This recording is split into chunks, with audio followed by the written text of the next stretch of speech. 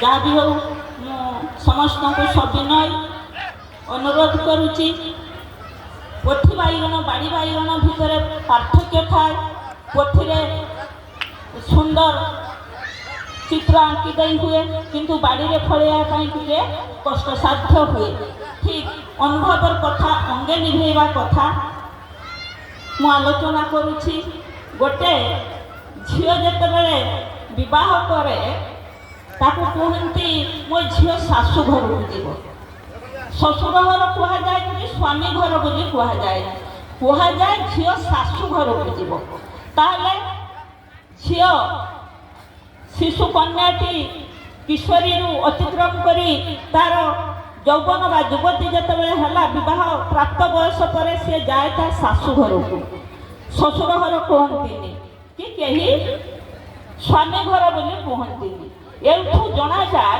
जे नव विवाहिता बहुटी आसिले विशेष करी कहा उपरे तार निर्भर थाए शाशु उपरे शाशु जदि ताकू स्नेह न दे संस्कार न शिखेले बहु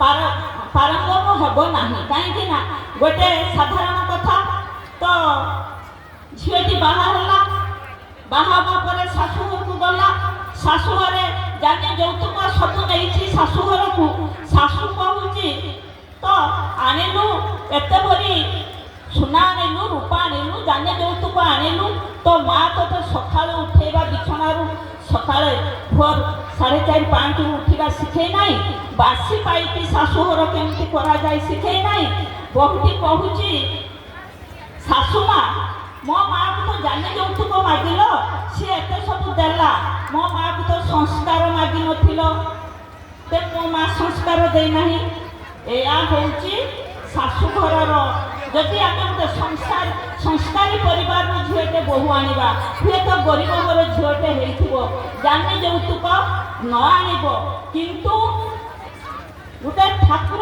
परिवार हो पिता गुरु माता गुरु एम तो प्रथम गुरु शिक्षादाता भी आम गुरु जो परिवार आमर आचार्य गुरु दीक्षा गुरु नथिबे से परिवार संस्कार अभाव मुझे आगुरी ये देखुली जे माँ मानकर आखिरु मन भितर कोह आखिरु बहुची लुह कहीं ना हूँ ठाकुर आज उद्यापन दिवस ठाकुर को ठाकुर तो आम पाखे अच्छा आम परिवार अच्छा आम हृदय अच्छा किंतु आम ये जो आम भाईचारा माँ माँ भितर आनंद भाई भाई भितर आनंद आमर गृही सन्यासी मिलन भक्त भगवान मिलन ए जो आनंद 3 दिन धरिकी आम सीना बाहर आसचे 3 दिन धरी उपभोग करुचे किंतु एठिकार माँ भाई मैंने मासे 2 मास आगु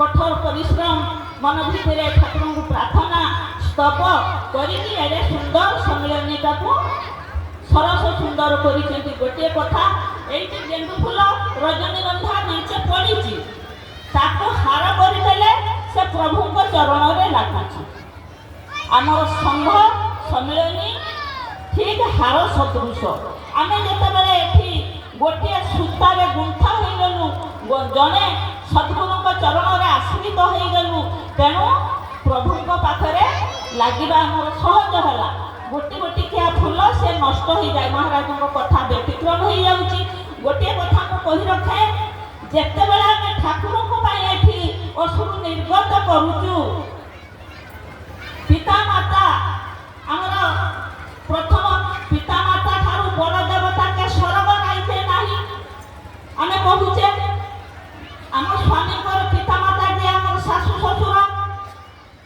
ससुर आज अनाहार रहिले असुस्थ रहिले खाइबा पिंधा पाई ना अवहेलित होती दिने माँ मान आखिर लुह बहुचु कि जदि आम प्रकृत ठाकुर भावधारा चलीचे ठाकुर तो कहते पिता गुरु माता गुरु आमर स्वामी जे पिता माता आमर सी है शाशु शशुर आम सेवा कर पार्छु तो ठाकुर एटी आम आसिक आ दर्शन कर शिख ताको जीवन चर्चा कार्यकारी कर आम एठी आसिलु ଠାକୁରଙ୍କର ସେବା ପୂଜା କେମିତି ହେଉଛୁ, ଠାକୁରଙ୍କୁ ଆମେ କେମିତି ସ୍ତବ ପ୍ରାର୍ଥନା କରୁଛୁ, ସାଧୁମାନଙ୍କ ମୁଖରୁ ଅମୃତବାଣୀ ଶୁଣିଲୁ, ଭାଇମାନଙ୍କ ପାଖରୁ ଅନେକ କଥା ଶୁଣିଲୁ।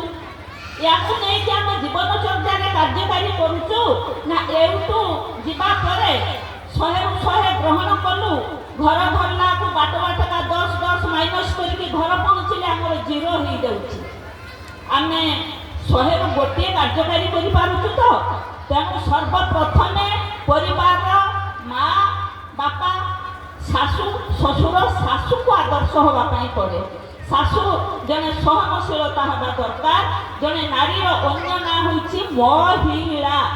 ମହି ବଇଲେ ପୃଥିବୀ, ଳା ବଇଲେ ପୃଥିବୀ ଭଳିଆ ସହନଶୀଳା। ପୃଥିବୀ ଭଳି ଯିଏ ସହନଶୀଳା ହେଇପାରିବ, ସବୁ ପରିବାରର ଅଳି ଅର୍ଦଳିକି ପଛକୁ ପକେଇକି ବିପଦକୁ ସାମ୍ନା କରି ସମସ୍ତଙ୍କର ଦୁଃଖ ସୁଖରେ ସହଭାଗୀ ହୋଇ ଯିଏ ଚଳିବ, ତାକୁ ଆଦର୍ଶ ମା ବା ଆଦର୍ଶ ଶାଶୁ, ଆଦର୍ଶ ମହିଳା ବୋଲି କୁହାଯିବ। ଆମେ ଠାକୁରଙ୍କ ପାଖରେ ପ୍ରାର୍ଥନା କରୁଛୁ, ସର୍ବେ ଭବନ୍ତୁ ସୁଖିନଃ ସର୍ବେ ସନ୍ତୁ ନିରାମୟା। ସର୍ବେ ସୁଖର ରୁହନ୍ତୁ, ସମସ୍ତେ ନିରାମୟର ରୁହନ୍ତୁ। ମା ମାନେ ଆମେ ନିଜକୁ ସମୀକ୍ଷା କରିବା। ଜନ୍ମ କଲେ ପୁଅ ଝିଅ ଦୂରିଏ ଛାଡ଼ିଦେଲେ ଆମେ ଆଉ କାହାରି ମା ହେଇପାରିବୁନି। ସମାଜରେ ଅନେକ ଅବହେଳିତ ପିଲା ଅଛନ୍ତି, ଅନେକ ଅବହେଳିତ ମା ଖାଇବାକୁ ପାଉନାହାନ୍ତି, ପିନ୍ଧିବାକୁ ପାଉନାହାନ୍ତି। ପଡ଼ିଶା ଘରେ ଜଣେ ରୋଗର ପଡ଼ିକି କଷ୍ଟ ପାଉଛି, ଯଦି ଆମେ ସର୍ବେ ଭବନ୍ତୁ ସୁଖିନଃ ଠାକୁରଙ୍କୁ ପ୍ରାର୍ଥନା କରୁଛେ, ପଡ଼ିଶା ଘର ସେ ମାଟିକି ବୃଦ୍ଧାଟେ କି ପିଲାଟେ ଯେଉଁ ରୋଗ ଯନ୍ତ୍ରଣାରେ ରୋଗ ଶଯ୍ୟାରେ ପଡ଼ିଛି, ଆମେ ତା ପାଇଁ ଠାକୁରଙ୍କୁ ପ୍ରାର୍ଥନା କରିପାରିବୁନି? ପ୍ରଭୁ ମୋ ପଡ଼ିଶା ଘରେ ଦୁଃଖରେ ରହୁଛି ତ, ତା ଦୁଃଖରେ ମୁଁ ଭାଙ୍ଗି ପଡ଼ୁଛୁ, ପିଲାଟା ଆରୋଗ୍ୟ ହଉ। ସେ ବୃଦ୍ଧାଙ୍କର ଆରୋଗ୍ୟ କାମନା କରିବା, କିମ୍ବା ସାମର୍ଥ୍ୟ ଅନୁସାରେ ତାଙ୍କୁ ମେଡିସିନ ଟିକେ ଦେବା, କିମ୍ବା ଖାଦ୍ୟ ଟିକେ ଯୋଗାଇବା। ନିଜ ନାହିଁ ଯଦି ଆଉ ଗାଁରେ ଭିକ୍ଷା କରିକି ସେମାନଙ୍କୁ ସାହାଯ୍ୟ ସହଯୋଗ କରିବା। ଜଣେ ମା ପାରୁଛି ତ? କେବଳ ମା ଦ୍ୱାରା ସମ୍ଭବ। ଏ ପୁରୁଷ କେବଳ ପୌରୁଷରେ ସେମାନେ ବଡ଼, ପୁରୁଷ ପୌରୁଷରେ ବଡ଼, ମା ସେବା ଗୁଣରେ ପୂଜା। ସେଇ ସେବା ଗୁଣ ଆମମାନଙ୍କ ପାଖରେ ଅଛି ତ? ଆମେ ନିଜକୁ ସମୀକ୍ଷା କରିବା। ଆମ ବୋହୂକୁ ଆମେ ଝିଅର ସ୍ନେହ ଦେଇପାରୁଛେ ତ? ତା ପାଖରୁ ମାର ସମ୍ମାନ ପାଇବା ପାଇଁ ଅଧିକାରୀ ହେବା। ଗୋଟେ ଛୋଟିଆ କଥା କହୁଛି ତ, ବାପା ବଡ଼ ନା ମା ବଡ଼? ସବୁବେଳେ କହୁଛନ୍ତି ମା ବଡ଼, ମା ବଡ଼, ମା ବଡ଼।